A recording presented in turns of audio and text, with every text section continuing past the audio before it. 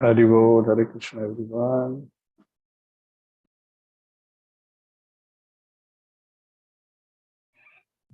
Hare Krishna, Krishna. Haribol, Hare Krishna.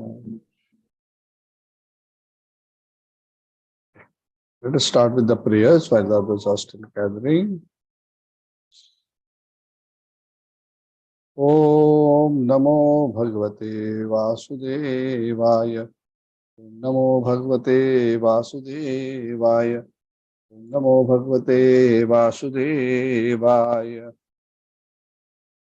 Narayanam Namaskritya Naram Chaiva Narottamam Devim Saraswatim Vyasam Tato Jayamudhiraye Nashtaprayeshu Bhadreshu Nityam Bhagavata Sevaya Bhavati Uttama Shloke Bhaktir Bhavati Naishtiki Krishnaya Vasudevaya Devaki Nandanaya Cha Nanda Gopakumaraya Govindaya Namo Namaha Om Ajnanatimirandhasya Jnananjanachalakaya Chakshurunmilitam Yena Tasmai Shri Gurave Namaha Shri Chaitanya Manobhishtam Sthapitam Yena Bhutale Swayam Rupaha Kada Mayam Dadati Supadantikam Vandeham Shri Guroho Shri Yuta Padakamalam Shri Gurun Vaishnavamscha Shri Rupam Sagarjatam Sagana Raghunathanutam Tam Sajivam Sadvaitam Savadutam Varjana Sahitam Krishna Chaitanya Devam Shri Radha Krishna Padan Saganalita Shri Vishakhanditam He Krishna Karuna Sindhu Dinabandhu Jagatpate Gopesha Gopika Kanta Radha Kanta Namostute Tapta Kanchana Gaurangi Radhe Vrindavaneshwari Shabhanusute Devi Pranamami Haripriye Vancha Kalpatarubhyascha Kripa Sindhubhya Evacha Patitanam Pavanebhyo Vaishnavebhyo Namo Namaha Jai Shri Krishna Chaitanya Prabhu Nityananda Shri Advaita Gadadhara Srivasadi Gaura Bhakta Vrinda Hare Krishna Krishna Krishna Hare Hare Hare Rama Rama Rama Hare Hare Namo Vishnu Padaya Krishna Prishthaya Shrimati Radhanath Swaminam Namo Vishnu Padaya Krishna Prishthaya Bhutale Srimati Bhaktivedanta Swami Namini Namaste Saraswati Devi Gaurana Vicharani Vishesham Paschat Mukam Karoti Vachalam Pangum Langete Grim Padamaham Mande Shri Gurum Dintaranam Paramananda Madhavam Shri Chaitanya Ishwaram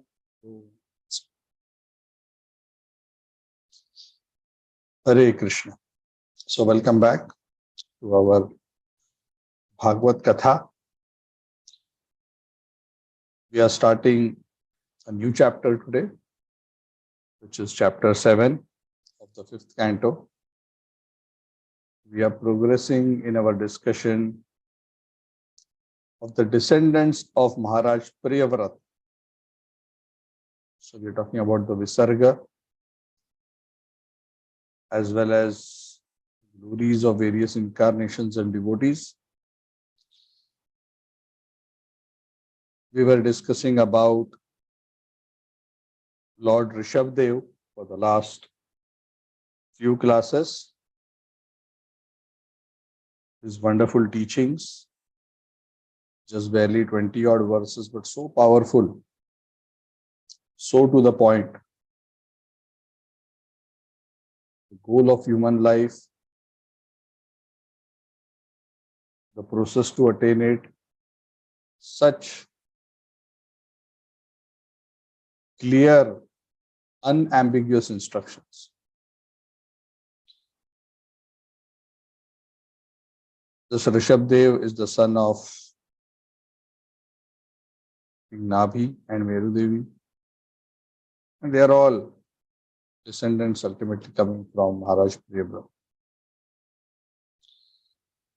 So the next chapter starts where the previous chapter ended. The previous chapter ended with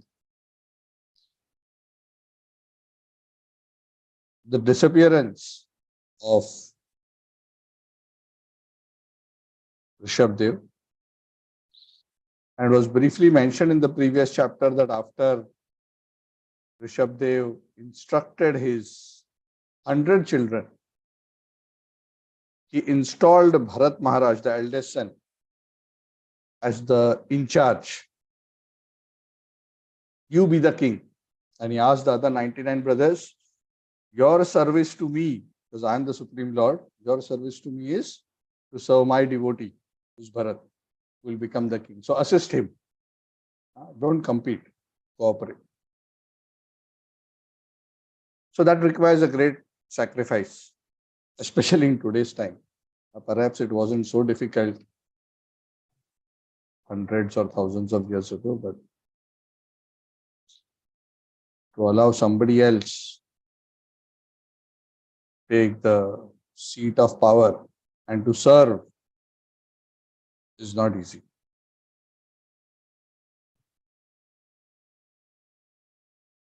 But the wonderful thing is our scriptures is replete with such examples. Right from the time of Ramayana, where Bharat Maharaj, even though Kaikeyi in one sense conspired to put Bharat as the king, how Bharat Maharaj was so detached in the mood of a servant of the servant, that even when he was ruling on behalf of Lord Ram, by placing Lord Ramchandra's Paduka. Anyway, so we have such glorious, amazing examples. So chapter number 7, which is entitled The Activities of King Bharata, is perhaps, I do not know surely, is perhaps the smallest chapter in the Bhagavad. So how many verses? 14 verses, 1-4, to be precise. So most chapters are 40, 50, 60, 70, 80 verses. This is 1-4. That's a very simple chapter. So I'm sure, unless Krishna really wants otherwise, that we should be able to complete the chapter today very comfortably.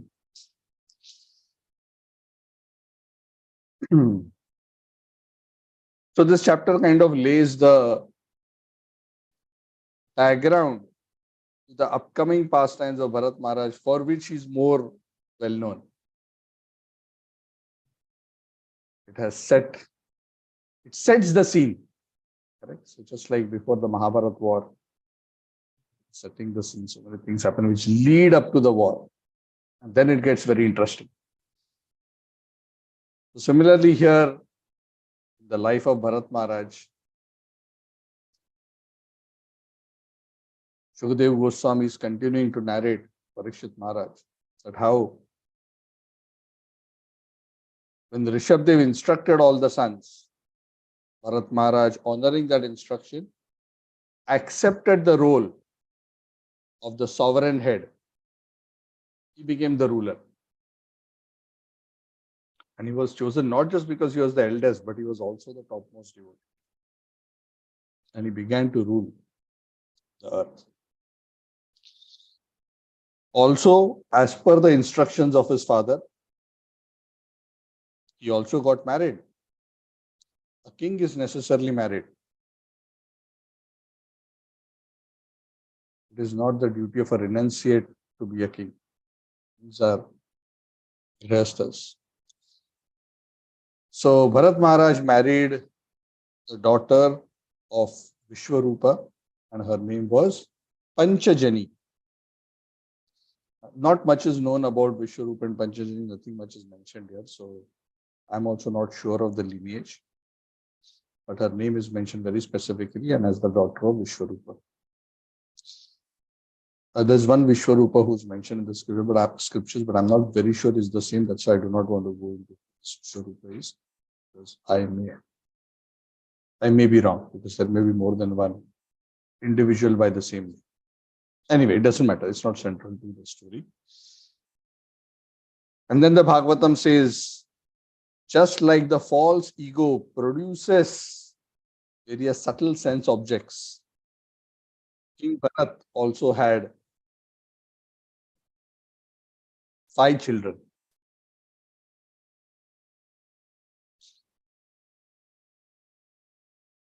So there were 5 sons, and the names of these 5 sons, of course, all of them from Panchajani, looks like he had only one wife.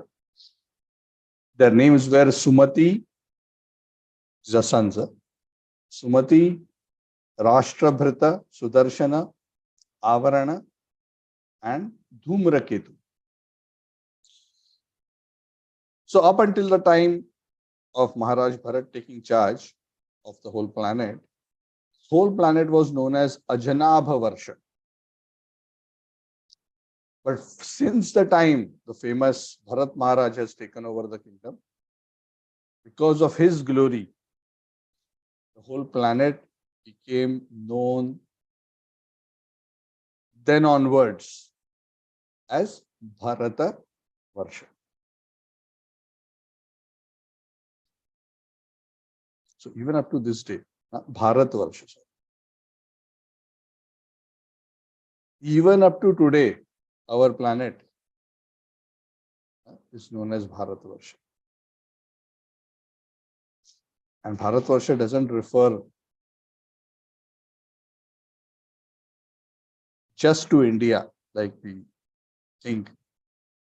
Bharat Varsha is the whole earth, actually even beyond, but for the sake of simplicity, the whole planet comes under Bharat Varsha.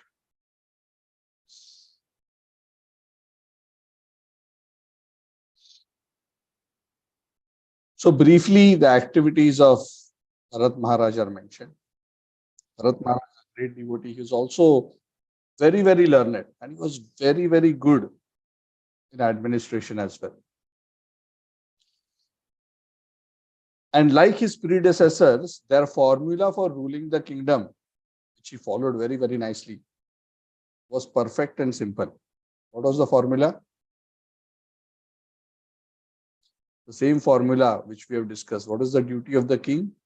Follow their own prescribed duty perfectly, set the right example, and teach, encourage, guide, and protect all their citizens so that they perform their own respective duties perfectly.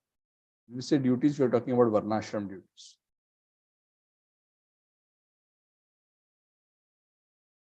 So he became a perfect example for following his duties as a king.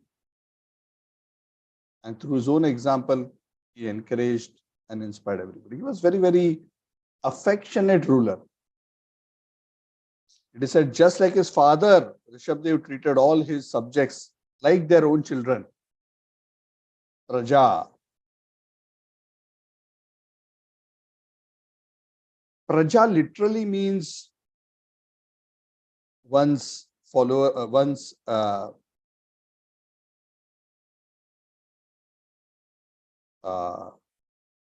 children, lack of a better word.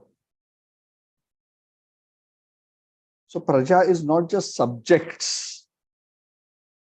Even all the subjects of the kingdom for a king are considered like his children. And mark you, this is not just restricted to humans, but continues on into the animals as well. If you remember, the first canto of the Srimad Bhagavad, those who have been with us for all this while. When Parikshit Maharaj was roaming his kingdom, he suddenly sees a cow, a bull, being attacked by the personification of Kali, who was trying to break his legs. Immediately he stopped. He didn't say, oh, this is just an animal, why should I bother? He said, my kingdom, all living entities are my praja. So that is the broader vision. The broader vision is not restricted just to my benefit, not just to family's benefit, not just to nation's benefit, but within the nation, for a king whose domain is within that nation, not just humans within the nation, but all living entities. In Ramayana, even though I'll not go into the details of the story, once one dog was very frustrated and he went to meet Lord Ram to complain about something.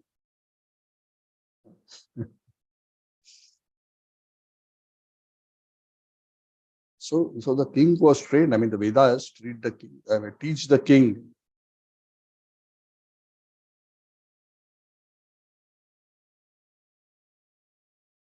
So, and that is the symptom of a wise person, because the wise person understands that the same spiritual soul is present in all living entities.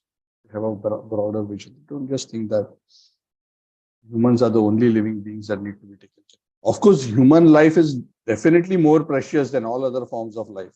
There is no doubt about that. But that doesn't mean that one can wantonly destroy or exploit other forms of life. So Bharat Maharaj ensured that the citizens properly followed their respective occupational duties. See, this is very important. This is so central to Sanatan Dharma, this teaching. This teaching of being engaged in duties according to one's guna and karma. Because that is so foundational to being wholesome and happy within this world and achieve a wonderful destination beyond. It is so central. We don't have time to go into that topic in vast detail today. But it's very important to understand this principle. So whether we have technically the 4 Varnas and the 4 ashrams today in Kali Yuga, that system is not prevalent in its pure form, but the principle that one must engage in duties properly according to one's guna and karma is very, very foundational. And if you see in the Bhagavad Gita right from the beginning to the end, follow your duty, follow your duty. The whole Bhagavad Gita is trying to convince Arjuna to continue to perform his duty and not just give up his duty just because it appears to be faulty. So following one's prescribed duty is so essential and so important.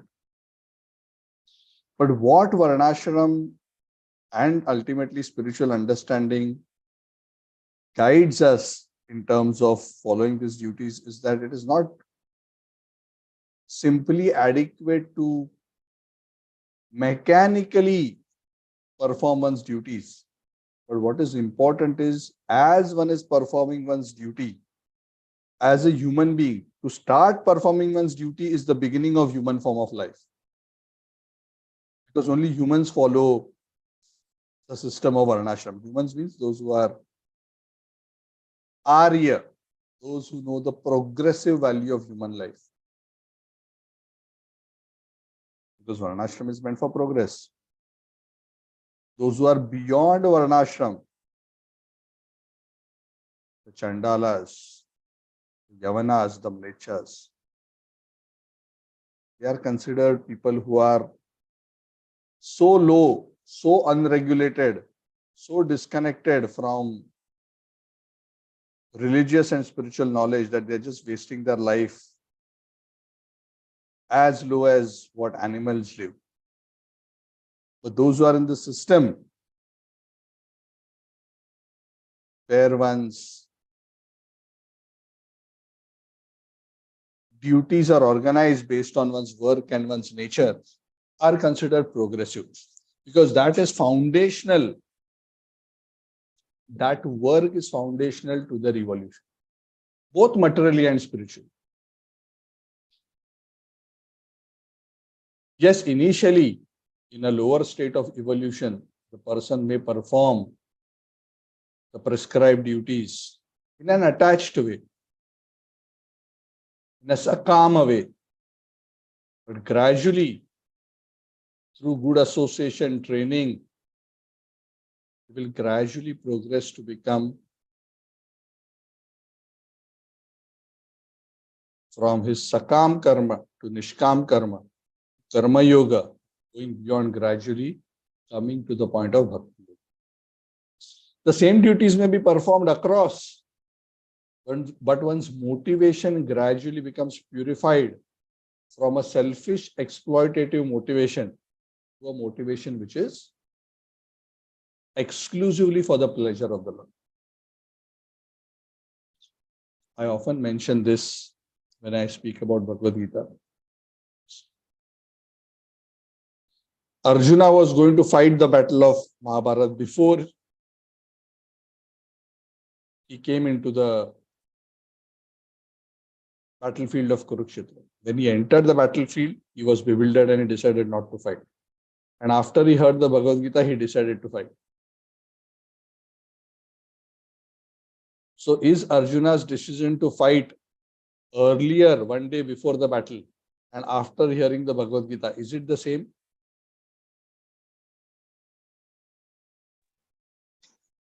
No. Correct. No, What is because the No. because after learning from Krishna, he kind of knows at the end of the day, he is doing it as what is that instruction from Krishna, because ultimately Krishna is telling him that even without you, what is that getting involved, all these people who who are involved in the fight, they have been considered as dead, and also it is his occupational as a Kshatriya.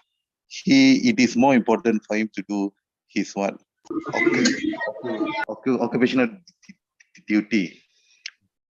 That was the difference between before and after. That means, in short, after he is doing it as a, what is that? As an instruction from what is that? Krishna, and also to kind of follow his occupational duty. As what compared with earlier, it was more on, he kind of didn't want to kill his what relatives and so on. Yeah. Thanks. Yeah. Thank you, Prabhu. Yeah. So to summarize, earlier, one day before or few days before the battle, Arjuna was going to fight to win the kingdom. So there was no spiritual motivation there. It was purely a moral thing and a thing about his dharma. I have to win, I have to have a kingdom, and I have to, otherwise how will I survive? I'm a Kshatriya, I must have a kingdom. So his consideration was at that level. Then he became bewildered because he thought, oh, how can I actually become happy? I want the kingdom to become happy, but if I kill all these people, how will I become happy? I'll get seen and they will die and this and that and so on. He argues across the first chapter and early part of the second chapter. So he's still at that material consciousness. But after Bhagavad Gita, he agrees to fight, but not motivated by a desire to win the kingdom. He tells Krishna, Karishye vachanam tava. Nashto moho smritir labdhva tvat prasadat mayachyuta stutosmi gata sandeha karishye vachanam. I am free from all doubt now. Now what I will do? I will still fight, but now I will fight for you. Because you want me to fight. So the prescribed duty still continued. It is said, unless one becomes fully liberated, one should not give up one's prescribed duties altogether. We recently discussed about somebody who altogether gave up his prescribed duties. Can you mention that personality's name? Lord Rishabdev. Thank you, Amit. Yes, correct. So unless one has become fully transcendental like that, one doesn't give up one's prescribed duties. In fact, in the 4th chapter of Bhagavad Gita, Krishna says, generally liberated souls who are still active within society continue to execute their duties, even though they don't need to, just to set an example for others. Just so as to not disturb the social order or to give a wrong message. Only these few reclusive avadhutas totally disengage. That's very, very rare. That's a very, very small percentage. So that is why all kings are supposed to create that framework and support that framework by which the people in general receive all guidance, support to learn and practice to discover, learn and practice their prescribed duties, and also get the facility to purify their motivation for prescribed duties so that they are progressive towards the ultimate goal of life. Because if one performs prescribed duties simply for material enjoyment, then one will continue to remain it is still punya, but one will continue to remain entangled in material existence. So gradually, from that exploitative mentality, one develops detachment, and eventually the detachment has to mature into loving service. That's the whole evolution of the Bhagavad Gita, isn't it? If you analyze the Bhagavad Gita, that is where Krishna is leading Arjuna from the level of dharma, gradually to selfless action, to moksha, and to bhakti. Very nicely, very wonderfully, Krishna raises Arjuna's consciousness to higher and higher and higher levels. The duty or the action is the same. Krishna reasons out what should be the motivation. So this is very, very important. Bharat Maharaj himself was totally pure in his motivation. He said he had no material desire. Even though he was, as the king, performing all prescribed duties, it is said he was performing all kinds of various yajnas. Because in those days, for prosperity, like Krishna explains in the 3rd chapter of Bhagavad Gita, yajna is so central to creating prosperity for oneself and for the whole society. He would perform various kinds of sacrifices. It is said he performed the Agnihotra, the Darsha, the Purnamasa, the Chaturmasya, the Pashu Yajna, Soma Yajna. Many yajnas like this he would perform. And he would perform it thoroughly. It is said all the 4 kinds of hotra, the Chatur Hotra, they were engaged. Essentially, it means that various kinds of priests who are to be engaged. So basically, he was not cutting corners. Like sometimes we find a yajna to be too expensive. We tell the pujari, okay, can you cut this? Can you cut this? Can you not do this? Oh, this ingredient is so expensive. Can you use oil instead of ghee? Or can you cut down the mantra recitation to half, because the guests are coming and they have to eat lunch at 1 o'clock, and I wake up only at 10:30, so we can start only at 11. So you have only 1.5 hours. Everything has to be wrapped up. So he was not trying to cut corners. So he was doing everything. But the interesting thing, which is mentioned in the Bhagavad, that he was doing everything in a thoroughly detached way. So what was his motivation for these yajnas? Was he actually doing it for material prosperity? No. He was actually doing it to please the Supreme Lord, because he was already a very advanced, elevated devotee. The goal of life. See, typically in many yajnas, there are offerings not just to the Supreme Lord. There are offerings to the various devatas as well. Indra, to Chandra, Surya, Vayu, Ashwini Kumaras, Mitra, so many. Typically, the 33 categories of devatas are worshipped to the yajnas. 33 koti. Koti is the categories.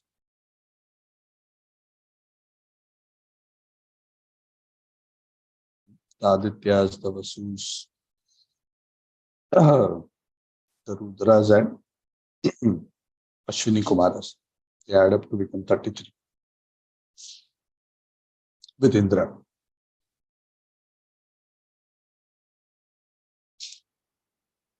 So he would perform all these various sacrifices, but he would do it for pleasing the Supreme Lord.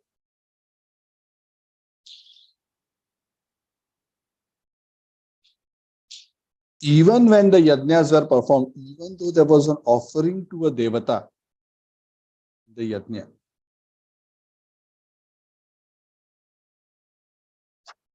Bharat Maharaj was not thinking that I am doing an offering to a particular devata. He was very clear. He had a proper understanding, a proper spiritual understanding that each of these devatas are representing a limb of the body of the Supreme Lord.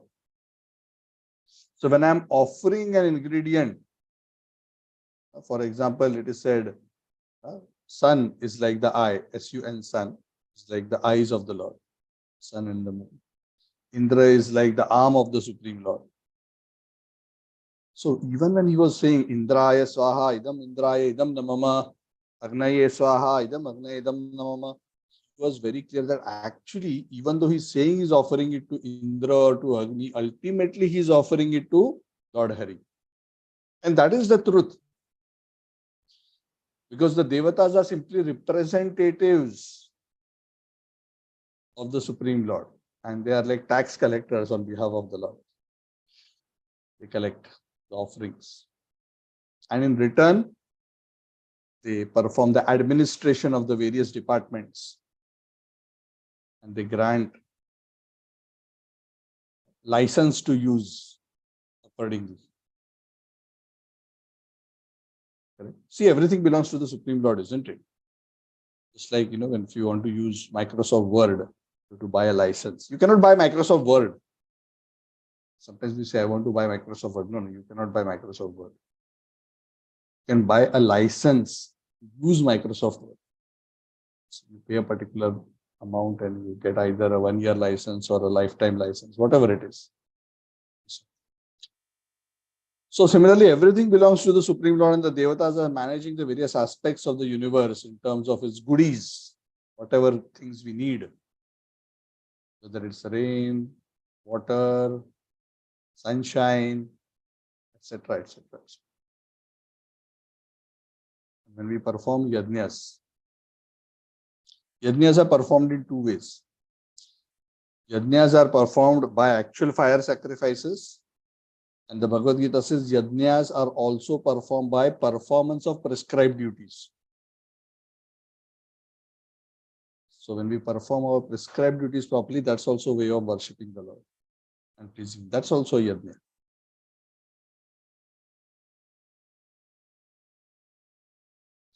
So the universal authorities on behalf of the Lord become pleased at those offerings, and on behalf of the Lord, they sanction various needs so that we can be happy.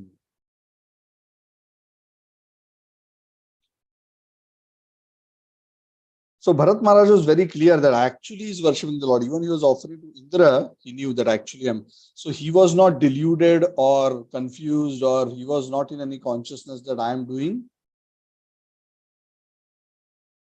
Devata Puja. So similarly for us as devotees, sometimes we may be in situations, even though we don't need to worship a Devata, we may be under a situation where we may be in a temple of a Devata, or we may be in a puja somebody else has organized. So devotee is never disrespectful to any Devata, even though that Devata is not our Ishta. The devotee is clear that all the Devatas are representatives of the Supreme Lord, and being representatives, they deserve all respect. They do not see the Devatas as a competitor God. They see him as a representative of God, representative of Hari, representative of Narayan. And when one sees with that consciousness, there is nothing wrong. Just like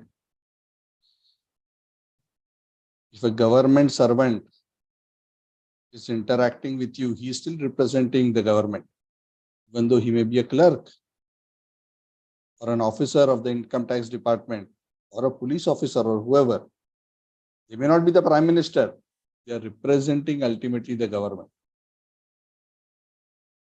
And they need to be given proper respect because of what?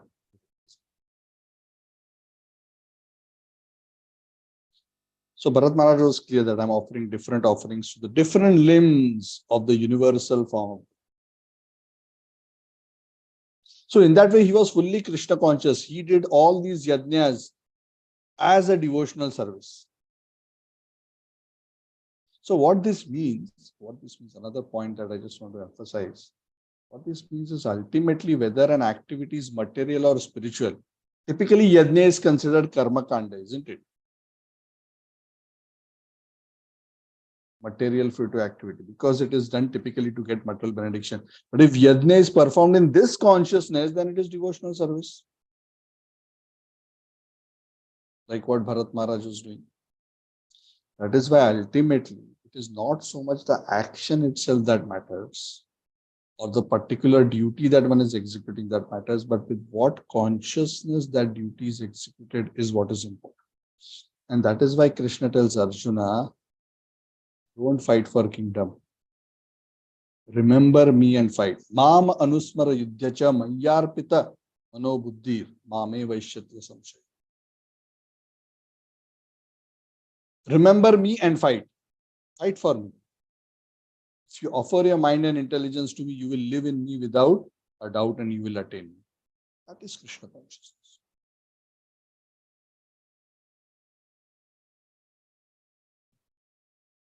And the wonderful thing is that when one performs one's either fruitive sacrifice, either yajna sacrifices or one's prescribed duty in this consciousness as an offering to the Lord, it is said one is not bound by any karma. The third chapter of the Bhagavad Gita, verse 9, Krishna tells Arjuna, यज्ञार्थात् कर्मणो अन्यत्र लोकोयम कर्म बंधन तदर्थम कर्म कौन्तेय मुक्त संग समाज. You have to perform your prescribed duty, but prescribed duty will also bind you if you do it for your own self. So perform your prescribed duty as a sacrifice for me. Yajñarthat karmano anyatra lokoyam karma bandhana. If you don't do like that, you will become bound by your karma, even though it is prescribed duty. Because even good karma is binding. Tadartham karma kaunteya. Do work for the supreme cause, because when you do that, mukta sangha, you will be free from any material association. You will be unaffected by any karma. And you can roam the whole world and do all your prescribed duties without being affected at all. So the point is, even though Maharaj Bharata was engaged in so many sacrifices, so many duties as a king, this, that, he was never affected. Because he was performing everything with perfect consciousness.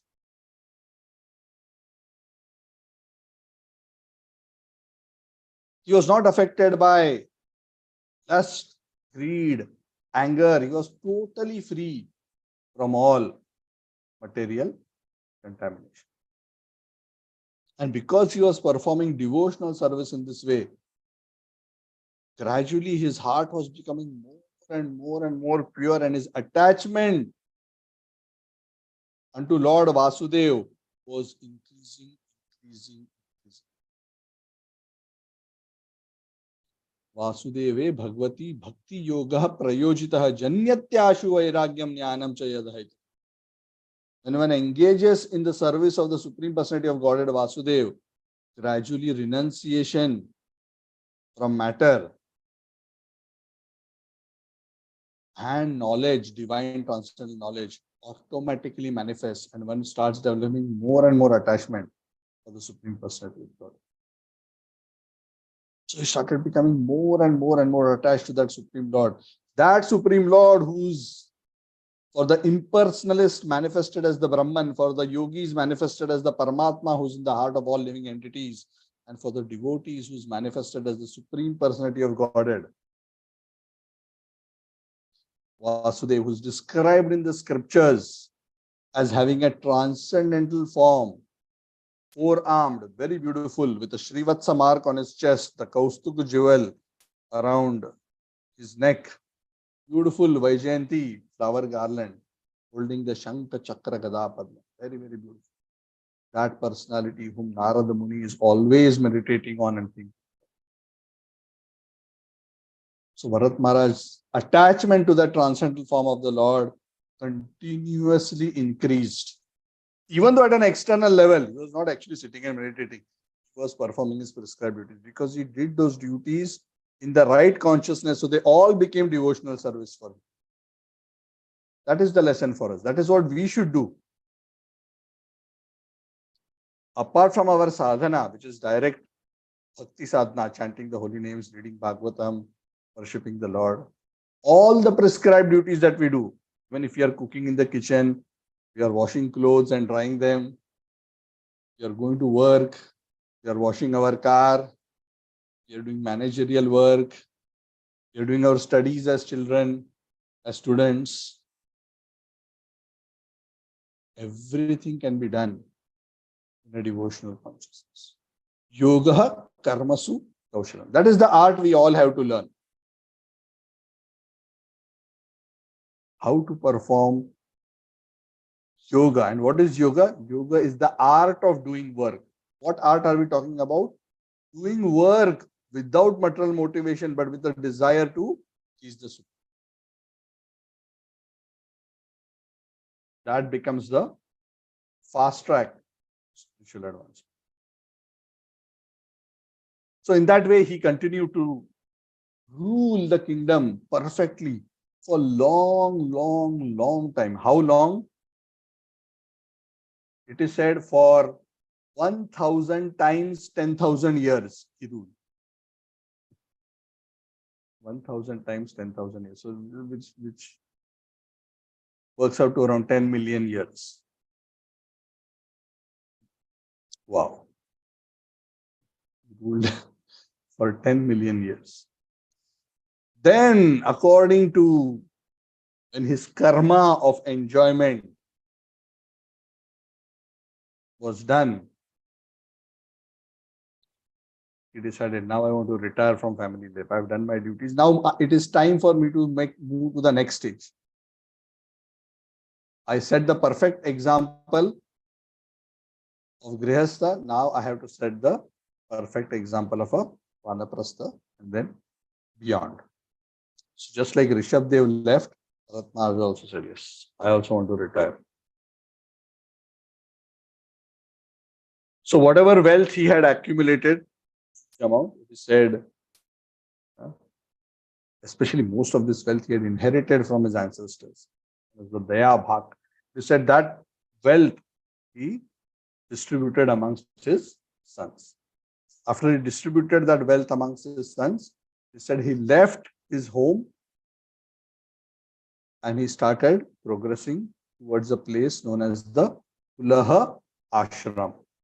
This Pulaha Ashram is a place which is situated somewhere near Haridwar. It actually said it is situated in Haridwar. That's what the verse is. And it is said that the Gandaki river flows from that area and Shaligram Shilas can be obtained in that particular place. So this Gandaki is considered the best of rivers. If you know that this Gandaki river starts its flow from the Himalayas, principally flows in the Nepal region, and then it comes down into India and it's down, and in India eventually it comes and merges with other rivers and then goes to this. So somewhere along there near Haridwar. I do not know whether this place is exactly the Haridwar that we know today. I'm not very sure, but here it is clearly mentioned. The term Haridwar is mentioned as Pula Ashram. So Shaligram Shilas, these are special black colored pebble like stones which are found in the Gandaki river, with certain fishes make certain marks, and these Shilas are worshipable. They are considered direct manifestations of Lord Narayan.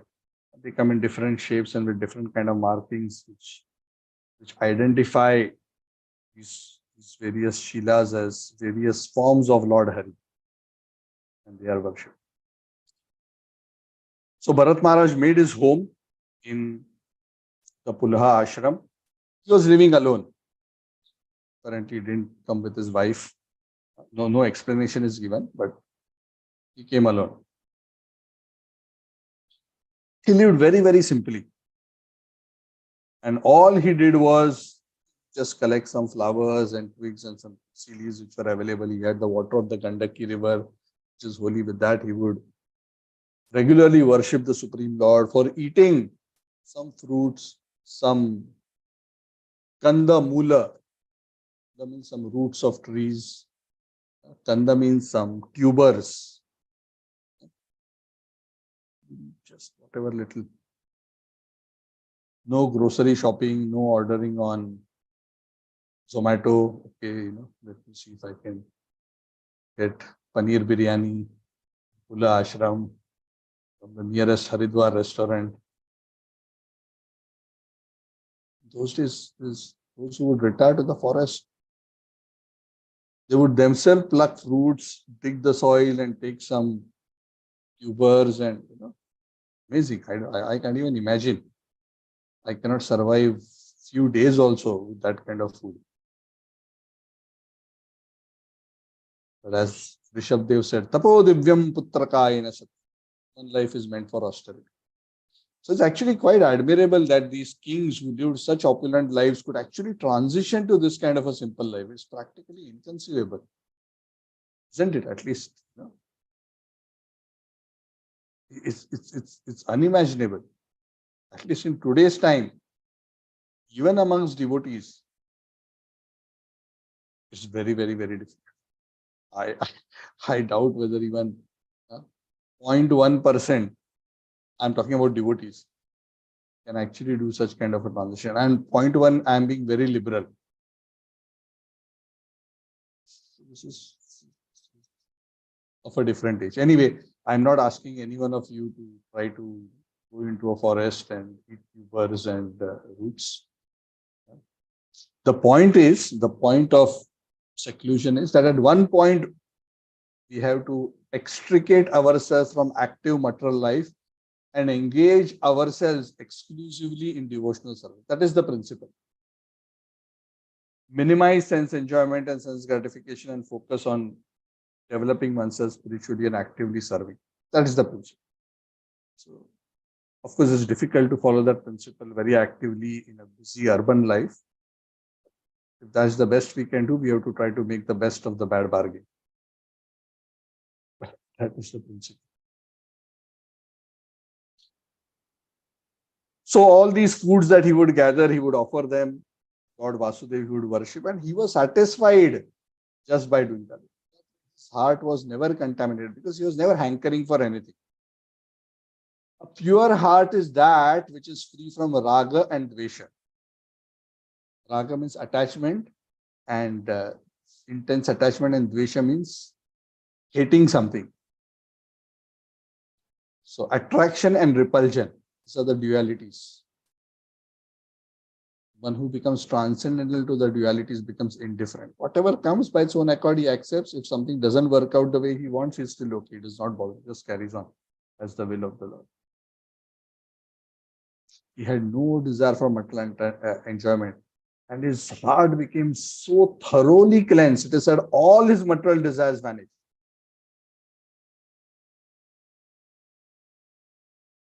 Typically, we think when desires become fulfilled, a person becomes happy, isn't it? And that's what we have grown up believing, right? By the end of my life, I have a bucket list of desires. I have to tick, tick, tick, tick, tick, tick, and then I will say, yes, I had a happy life. I'm very sorry to disappoint you, to inform you that is a wrong approach to happiness. I'm not saying the Bhagavatam is saying that. I'm repeating, I'm sharing this news with you. The more desires one has, whether one succeeds in fulfilling them or not, desires or hankerings are all in the mode of Rajogun, and all this activity in Rajogun, whether mental or physical, simply results in agitation of the mind and senses. It eventually causes pain, even though there may be some little stimulation of the senses and the mind and the intelligence, but ultimately it results in pain. That is the nature of Rajogun. So true happiness, the Shastras say, comes when material desires go away. What does that mean? When we stop trying to be happy, we become happy. Interesting, isn't it? When we stop trying to be happy, we become happy. The desire to get happiness itself is the cause of misery.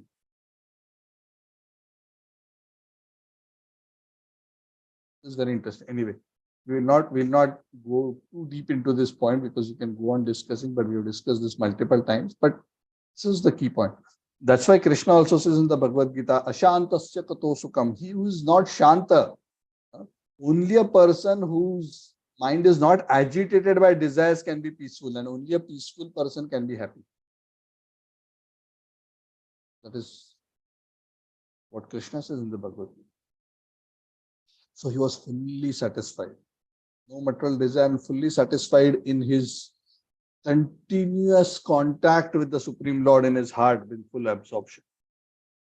So it is said in this way, he was continuously engaged in devotional service, and his love for Vasudeva was just increasing and increasing and increasing. And as the love increases, it is said, initially, there is a little affection. But as one's love for the Lord goes to higher stages of devotion, first there is nishtha, when one's material desires are pacified, and one becomes really peaceful. Then gradually one develops taste for Hari Bhajan, and then gradually from taste one develops attachment, asakti, ruchi, asakti, and then one achieves bhava. The stage of bhava is just one level lower than the stage of prema, pure love. At the stage of bhava, it is said, of course I have no idea, because I'm very far away, but it is said that the heart melts in love. We can try to imagine, I don't know whether we can imagine, it just melts in. It's a wonderful feeling. An ocean of love in the heart. It just, because all anarthas have gone and the heart just, it's like a expanding ocean of love.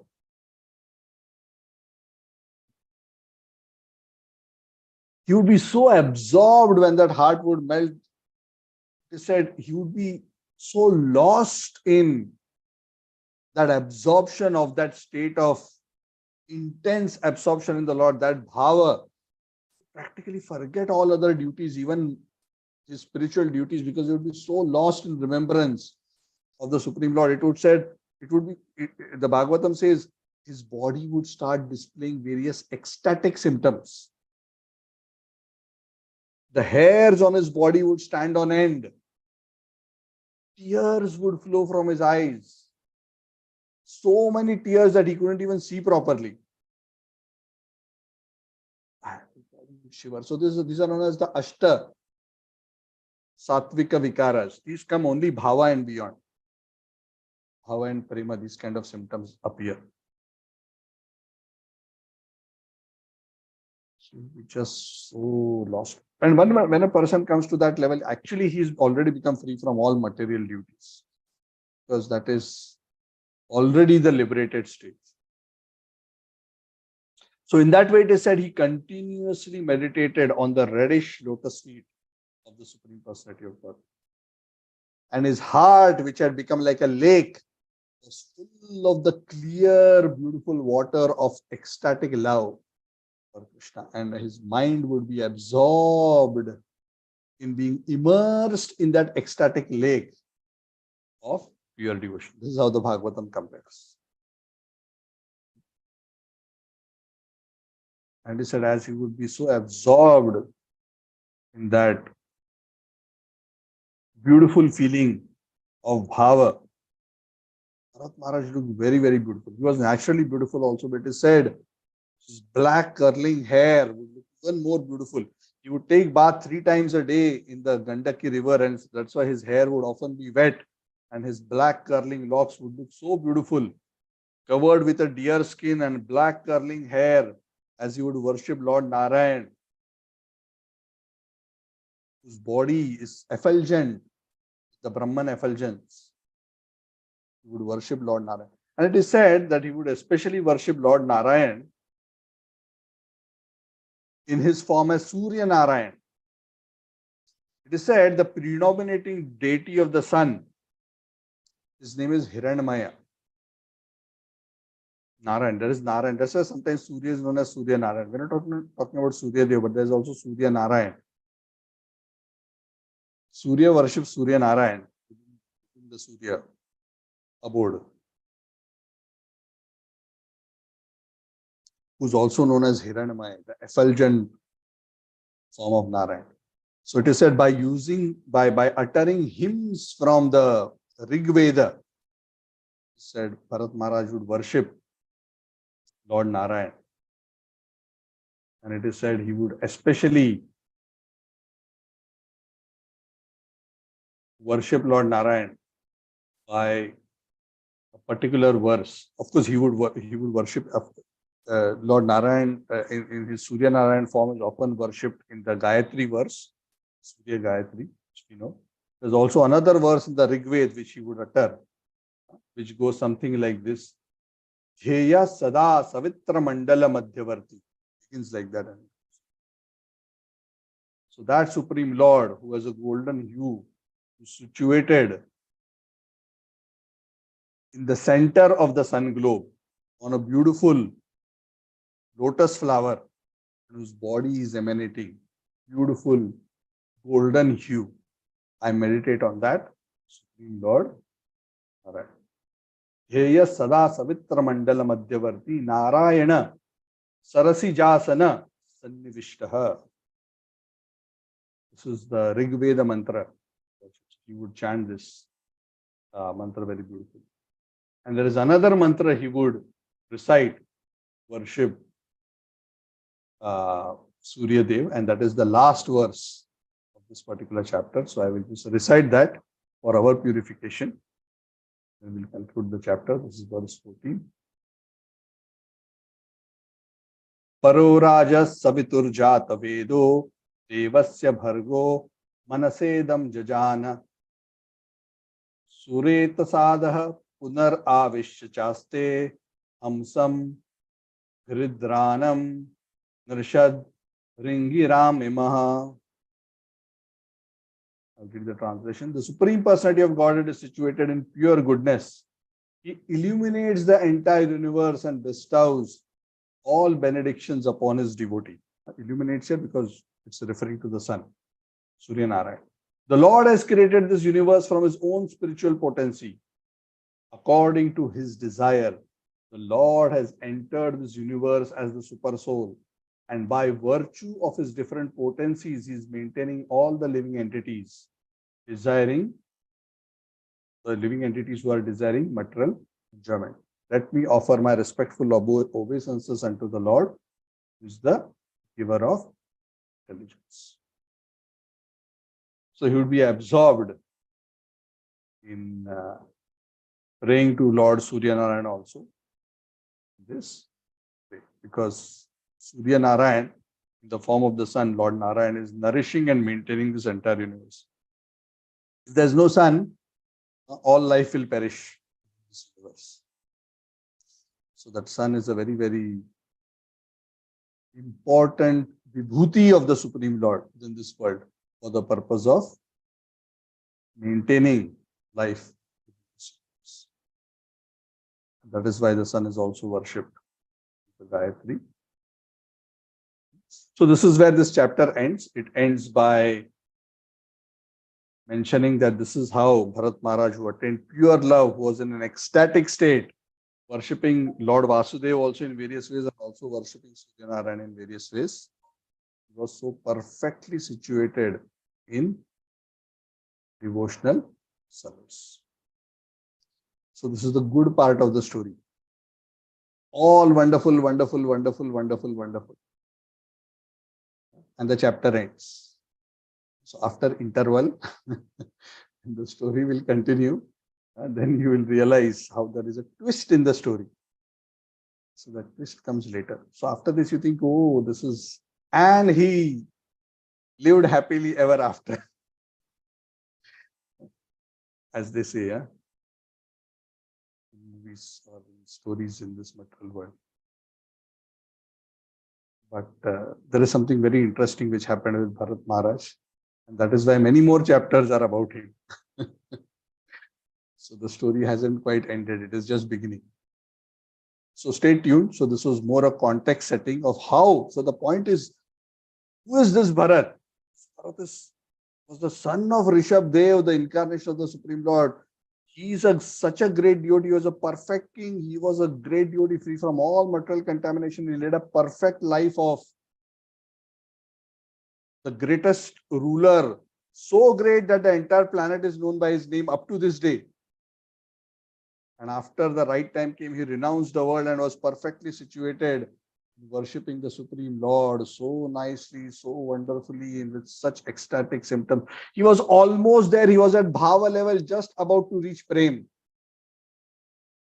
So he was 97, 98%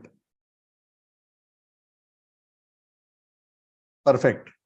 Not 100% yet. Because Bhava is one level lower than Prem. So what happened? So between here, sometimes what happens, we are almost there, but that last 1% can sometimes become very interesting. So that's what happened in his case. So stay tuned. Don't miss the next episode for all the twists and turns of the story. So I'm going to pause here. You can ask me any questions other than what happened next, because that will be for the next class. Hare Krishna Prabhuji. Tarun here. Yes, Tarun. Hare Krishna. Prabhuji, I have a question on the today's discussion. So you just explained that when we are doing the daily work, just like cooking and cleaning car and something, we can still be Krishna conscious. Krishna bhavna कह सकते हैं. So how can this be practiced and developed? There are two ways to do this. So there are a few levels of spiritualizing our work. So one way is when we offer the fruits of our activities to the Lord. Fruits of our activities. So what is fruits of the activities offering to the Lord means? For example, if you are cooking, we do it in a consciousness that I'm cooking for the Lord, and the naivedya we offer to the Lord, and then we accept prasad.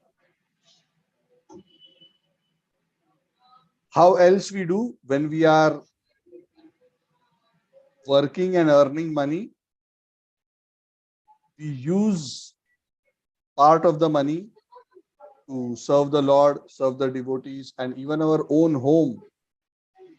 We make like a temple not necessarily in a physical sense, but by giving important place to the Lord, making the altar as the focus of the home, and the whole family is living their life as servants of the Lord in that home, that the Lord is the proprietor. So if one does like that, then also that makes our earning and spending also focused on the Lord. In certain cases where it may not be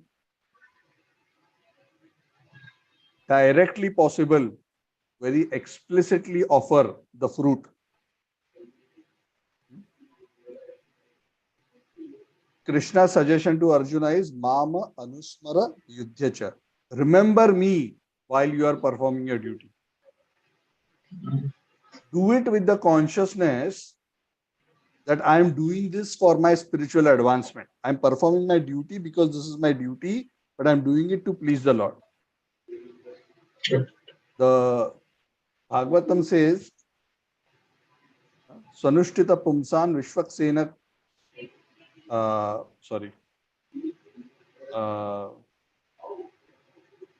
Swanushthitasya, I forget the verse. The verse ends with Samsiddhir Haritoshnam. Sorry, I don't recollect. This is from the second chapter of the first canto. I forget the beginning of the verse. Samsiddhir Haritoshanam. Somebody can look up the verse. Samsiddhir Haritoshanam. What this means is that if we perform our prescribed duties for the pleasure of the Lord, see, there are two ways to consider pleasure of the Lord. One is where we directly offer the fruits of the activities to the Lord. Correct? Just like some of the examples which I gave. Sometimes it may not be able to directly offer, but at least we are performing the duty with a desire to please the Lord. Now you may say, what kind of an idea is this? What kind of an idea is this? Because thank you, Suraj. Ata pumbir dvija shreshta varna shrama vibhagasha sanushtitasya dharmasya samsiddhir haritoshana. That's the verse. Varnashrama vibhagasha. Duties according to varnashrama. Ata pumbi dvija shreshta varnashrama vibhagasha swanushthitasya dharmasya. Swanushtita, your instituted duties, if you perform properly. What does perform properly mean? Perform them for Hari Toshanam, for pleasing the Lord. So in the Bhagavad Gita, Krishna says that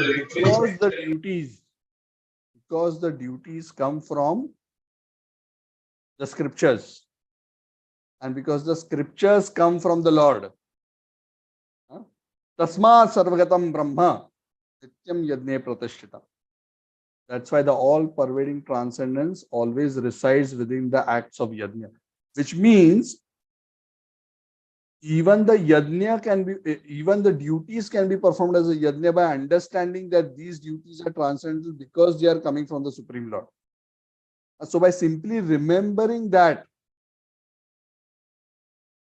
I am doing this for the Supreme, because this is my duty, I am doing this, but I am doing this not just because I need to do, but I am doing this as a duty to please the Lord.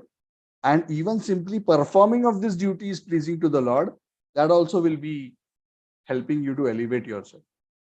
Correct? For example, you are washing and drying your clothes, the washing machine, and then you are drying them. Correct? That very specific activity you cannot offer to the Lord. Of course, you can try to connect it in the broader sense, but at least what you can do is you can remember the Lord and say, I am doing this for your pleasure. Understand. Yeah.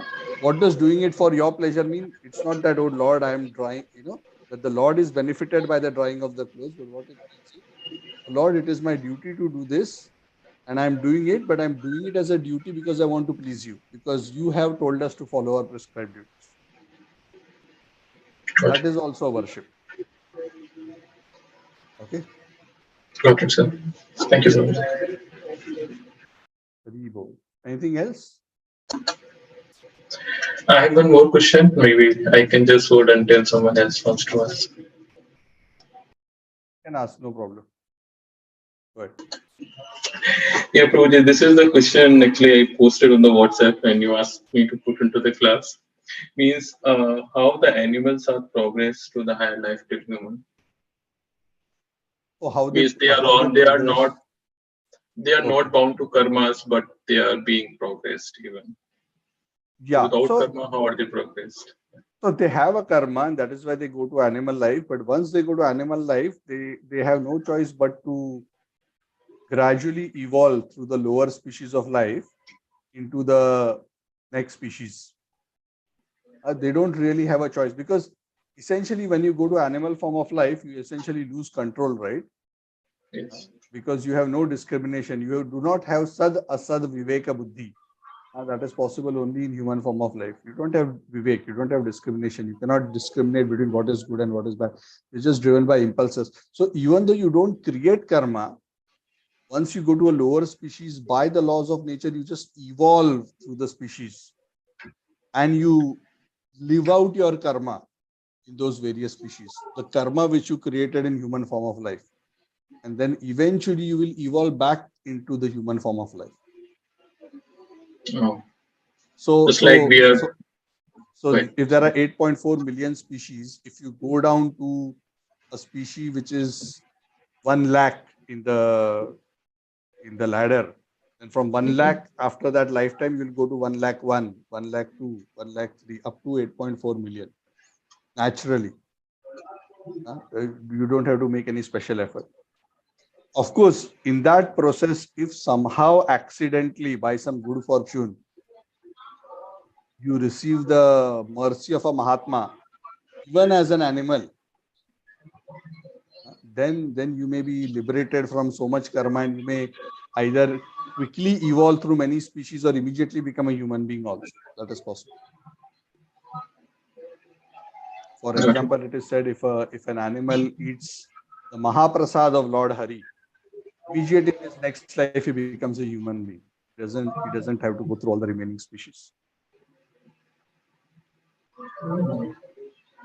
So that kind of intervention is possible by the special mercy of the Lord or the devotees. But other than that, the individual himself has no control over his destiny. Thank you, Prabhuji.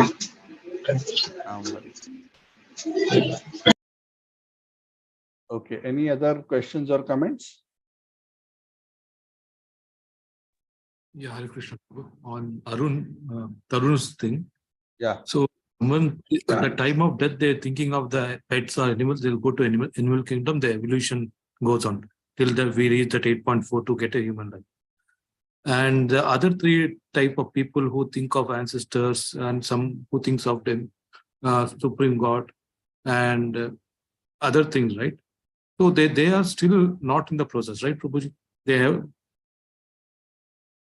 maybe I have not put that question correctly. I think you are mixing up two things. So there is one verse in the Bhagavad Gita which says Yanti Deva Jo Devan Pitrun Yanti Prakrutaha Tan Yanti Bhute Jo Mad Bhakta Yanti Mama. But that's a different context. That is talking about based on what you worship, what is your worshipable object, you attain that kind of a destination. If you worship the Bhutas, at best you can achieve the planet of the Bhutas.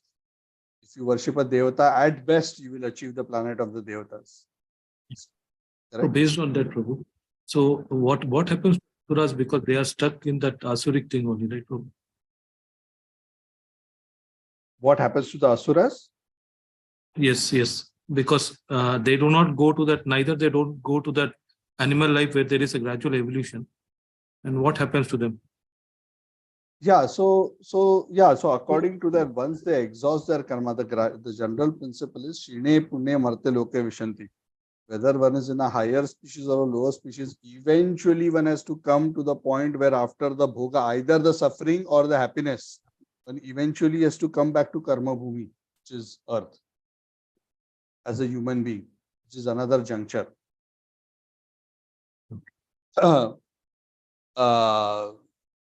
Yeah, I think that's a simple explanation. I don't want to complicate it more. But that is why human form of life is such important, because it is that juncture where again we get a chance to make a decision which will decide our destiny again. Once we go out from here, we have very little chance to adjust the direction that we are going to go. Yeah, especially if we go to lower species. If we go to higher species, in the sense we go to the Devatas and other places, yes, we may not be forgetful, but the thing is, we may find it very difficult to evolve spiritually further, because that environment will not be conducive to spiritual cultivation, because it's too much enjoyment. So both too much suffering and too much enjoyment is not conducive to spiritual culture. So earth has been designed by the Lord with a very good balance of suffering and enjoyment, so that it is the right place to make spiritual advancement.